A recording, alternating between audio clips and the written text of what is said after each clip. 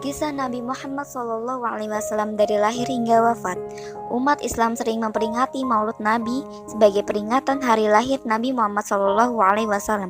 Bagaimana kisah perjalanan hidup sampai wafat banyak memberikan pelajaran meskipun tidak selalu mudah dan bahagia.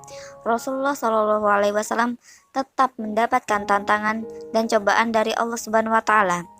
Kelahiran Nabi Muhammad SAW.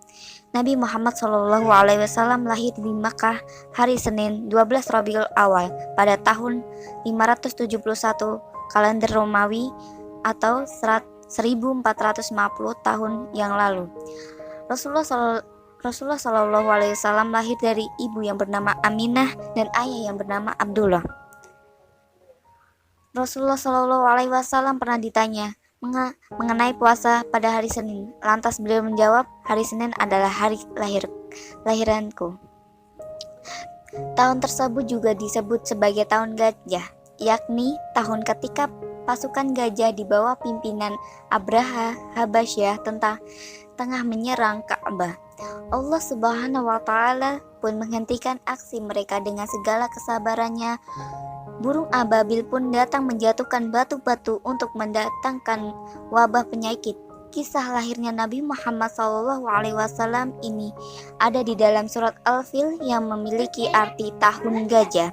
Rasulullah SAW lahir di masa ini dan dibesarkan sebagai anak yatim karena ayahnya Abdullah telah meninggal dunia sebelum usianya genap 3 tahun. Semasa kecilnya, akhirnya dibesarkan oleh kakeknya Abdul Muthalib. Pada saat Nabi lahir, seorang ibu yang bernama Halimah Sa'diyah dengan ikhlas menyusui Nabi Muhammad SAW.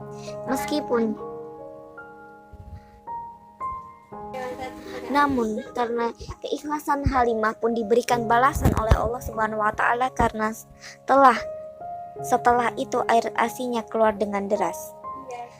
Masa kecil Nabi Muhammad SAW. Nabi Muhammad dilahirkan dalam keadaan yatim di rumah Abu Muthalib. Semasa kecilnya Rasulullah tumbuh dan menjalankan kehidupan seperti pada anak pada umumnya.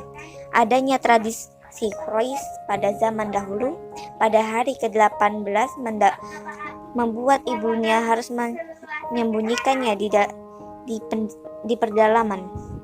Tradisi Quraisy tersebut membuat Nabi Muhammad tidak bisa merasakan kasih sayang ibunya sampai umur 8 hingga 10 tahun.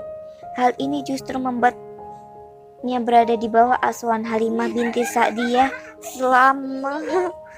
selama 3 tahun. Rasulullah menjadi anak yang tanggap, bersikap baik, cerdas pada masanya.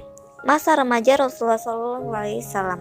Pada masa remaja, Nabi Muhammad SAW terjaga dari perbuatan yang merugikan kawan sekitarnya, sampai suatu ketika Nabi pun bercerita ketika 2 kali duduk dan mendengarkan pesta perkawinan di zaman jahiliyah. Allah justru menutup telinga sampai tertidur dan terbangun esoknya. Setelah itu, aku tidak pernah lagi berniat mengikuti perbuatan buruk. Hadis Tabrani.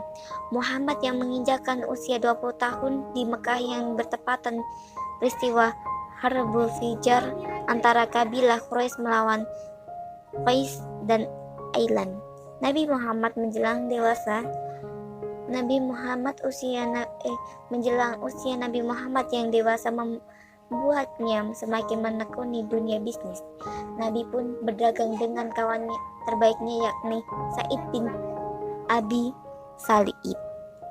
Barulah pada saat berusia 25 tahun Rasulullah menjalin kerja sama bisnis bersama wanita kaya raya, yakni Siti Khadijah.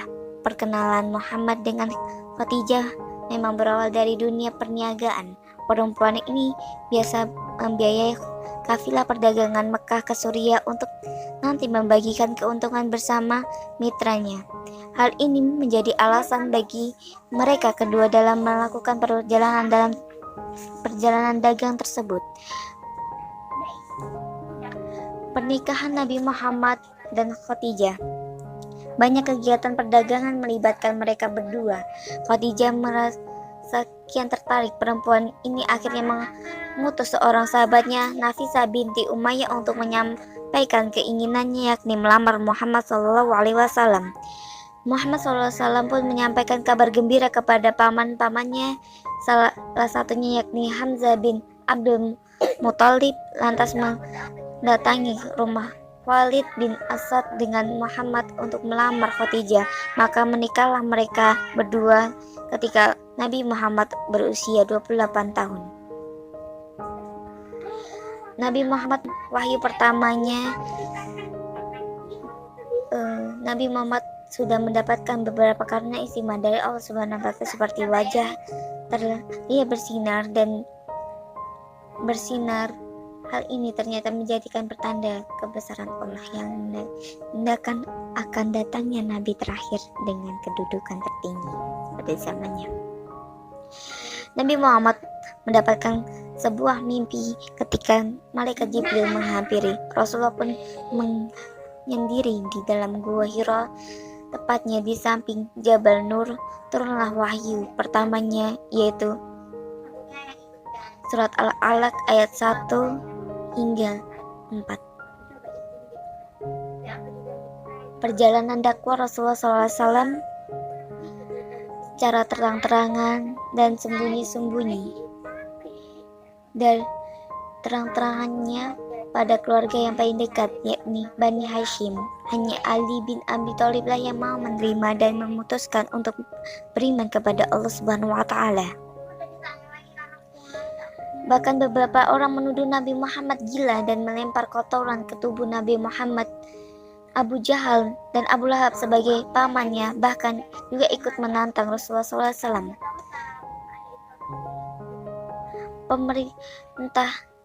Pemerintahan Rasulullah memasuki zaman Rasulullah SAW, tepatnya di tahun pertama di Madinah. Nabi Muhammad SAW serta kaumnya Muhajirin menghadap usaha untuk tetap bertahan hidup.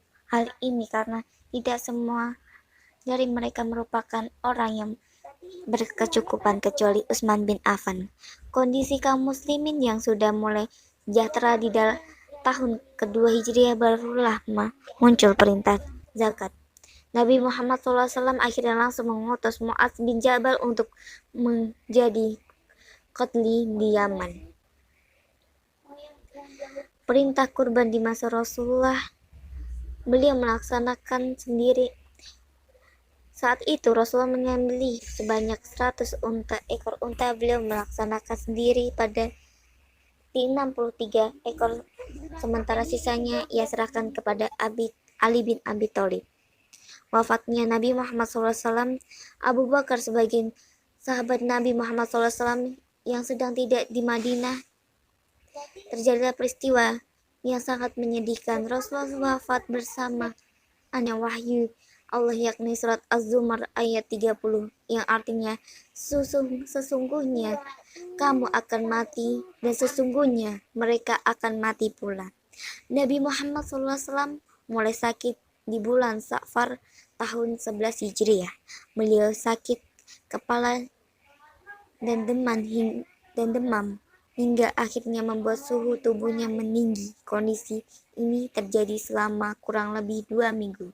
Rasulullah akhirnya mengunjungi rumah istri-istrinya dan tiba di kediaman Aisyah dengan badan sudah lemah. Untuk mengenang beliau serta nilai-nilai luhurnya, mari kita mempelajari Sirah Nabawi.